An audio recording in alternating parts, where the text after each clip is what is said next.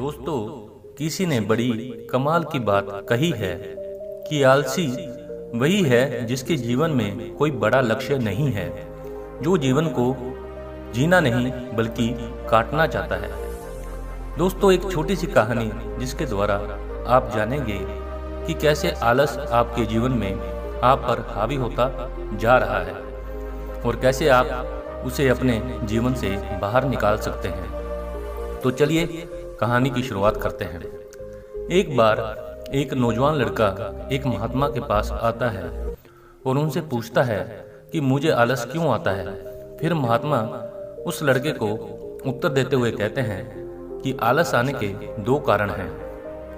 पहला कारण ये है कि जीवन में कोई बड़ा लक्ष्य ना होना, और दूसरा कारण है कि हमारा मन और शरीर कैसे काम करता है उसकी समझ ना होना।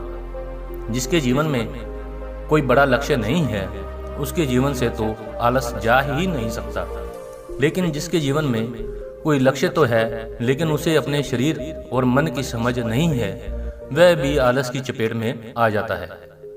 हमारा मन बहुत ही बड़ा कलाकार है और ये हमें मूर्ख बनाने में ज्यादा समय नहीं लगाता। अगर तुम ध्यान करना चाहते हो तो ये तुमसे कभी भी ध्यान करने के लिए मना नहीं करेगा। ये तुमसे कहेगा कि ध्यान करना ब्रह्मा मुहूर्त में ज्यादा अच्छा होता है। अब ना तो तुम ब्रह्मा मुहूर्त में उठ पाओगे और ना ही तुम ध्यान कर पाओगे। ये तुम्हें धन कमाने के लिए कभी भी मना नहीं करेगा, लेकिन ये तुमसे कहेगा कि धन ही सब कुछ थोड़ी ही होता है, और ये कभी भी तुम्हारा विरोध नहीं करता बल्कि ये तुम्हें मूर्ख बनाता है। और कमाल की बात यह है कि तुम मूर्ख बनते हो। फिर वह लड़का उन महात्मा से पूछता है कि तो फिर इसका समाधान क्या है महात्मन। फिर वह महात्मा जी कहते हैं कि जो ये तुम्हारे साथ कर रहा है वही तुम इसके साथ करो, यानी कि तुम्हारा मन तुम्हें मूर्ख बना रहा है तो तुम उसे भी मूर्ख बनाओ। जब तुम्हारा मन तुम्हें कहेगा कि कुछ देर सो जाता हूँ उसके बाद काम करूंगा, तो तुम उसे कहो कि कुछ देर क्यों, ज्यादा देर सोऊंगा लेकिन उससे पहले काम पूरा करूंगा। तुम्हारा मन तुमसे कहेगा कि आज स्वादिष्ट भोजन खाऊंगा, तो तुम तुरंत उससे कहो कि स्वादिष्ट क्यों, अति स्वादिष्ट खाऊंगा लेकिन उससे पहले 1 घंटे व्यायाम करूंगा। फिर वह व्यक्ति उस महात्मा से पूछता है कि लेकिन कब तक मैं अपने मन को मूर्ख बनाऊं। फिर वह महात्मा जी उससे कहते हैं कि जब तक तुम अपने आलस से मुक्त रहना चाहते हो तब तक तुम्हें अपने मन को मूर्ख बनाते रहना है। फिर वह व्यक्ति पूछता है कि कभी कभी तो ऐसा होता है कि मुझे अफसोस होता है कि मैं अपने जीवन में कुछ कर नहीं पा रहा हूँ, क्योंकि मेरे भीतर से ही कुछ करने का मन नहीं करता। फिर ऐसी स्थिति में मैं क्या करूँ। वह महात्मा जी कहते हैं कि मन को तो तुम मूर्ख बना सकते हो, लेकिन शरीर को तुम्हें समझना होगा। हमारा शरीर चलता है भोजन से, और अगर तुम मरा हुआ भोजन खाओगे तो वह तुम्हें ऊर्जा कैसे प्रदान करेगा। मरे हुए भोजन का अर्थ ये है कि ऐसा भोजन जो व्यक्ति अपने सिर्फ स्वाद के लिए खाता है, जिससे शरीर का उचित विकास नहीं होता है, जैसे कि मिठाइयाँ, पिज्जा, बर्गर इत्यादि।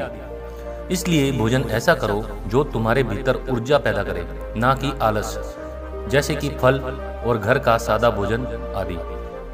फिर वह लड़का महात्मा से पूछता है कि महात्मन, मैं शुरुआत कैसे करूं। महात्मा जी कहते हैं कि शुरुआत करो एक बड़ा लक्ष्य निर्धारित करने से, यानी एक बड़ा लक्ष्य बनाओ। तुम्हारा लक्ष्य केवल कहने के लिए बड़ा नहीं होना चाहिए, बल्कि उस लक्ष्य के साथ तुम्हारी भावनाएं जुड़ी होनी चाहिए। अगर तुम्हारा लक्ष्य ऐसा है कि जिसके बारे में सोचकर ही तुम्हारी आंखों में आंसू आ जाते हैं, तो तुम्हें कुछ और करने की जरूरत नहीं है। फिर तुम्हारा लक्ष्य ही तुमसे सब कुछ करवा देगा। और अगर लक्ष्य इतना बड़ा नहीं है या फिर तुम्हारी भावनाओं के साथ जुड़ा हुआ नहीं है, तो फिर अपने लक्ष्य को खोजना ही अपना लक्ष्य बना लो। जिस प्रकार भगवान गौतम बुद्ध ने बताया था, उन्हें पहले अपना लक्ष्य थोड़ी ही पता था कि वह मिल जाएगी मंजिल, वह तो सिर्फ निकल पड़े थे, आशा थी मन में, लेकिन वो भी टूटने लगी थी। लेकिन अंदर से प्यास इतनी गहरी थी कि लक्ष्य को पाकर ही रहे। जब तक तुम्हें ये पता नहीं चलता कि तुम्हारा लक्ष्य क्या है, तब तक तुम अपने मन को मूर्ख बनाते रहो, जैसे वो तुम्हें बना रहा है। कोई भी व्यक्ति शराबी बनना नहीं चाहता है, लेकिन उसका मन उसे मूर्ख बना कर उसे एक शराबी बना देता है। कोई भी व्यक्ति चोर बनना नहीं चाहता है, लेकिन ये मन उसे बार बार मूर्ख बनाकर उसे एक चोर बना देता है। एक बात को तुम हमेशा याद रखना, जब तक तुम बुद्धि से ऊपर उठकर बुद्ध नहीं हो जाते, तब तक तुम्हारे पास दो विकल्प हैं। या तो तुम अपने मन के द्वारा मूर्ख बनो, या फिर तुम इसे मूर्ख बनाओ। बीच का कोई रास्ता नहीं है। अगर तुमने अपने मन को मूर्ख बनाना बंद कर दिया, तो ये मन तुम्हें मूर्ख बनाना शुरू कर देगा। फिर वह नौजवान लड़का कहता है कि ये तो आसान है, मन को मूर्ख बनाया जा सकता है।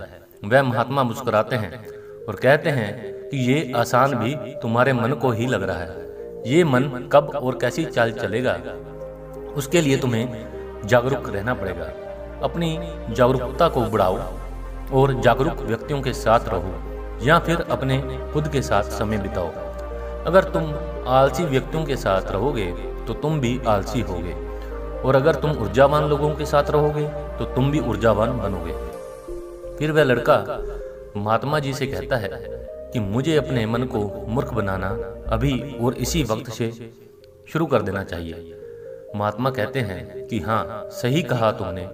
सही समय की प्रतीक्षा करना भी इसी मन की एक चाल है, इसलिए अभी और इसी वक्त से काम पर लग जाओ। दोस्तों, जो लोग इस कहानी को सुन रहे हैं, क्या आप भी सही समय का इंतजार कर रहे हैं, या फिर इसी समय को सही बनाने की ठान चुके हैं? ये हमको कमेंट बॉक्स में कमेंट करके जरूर बताएं।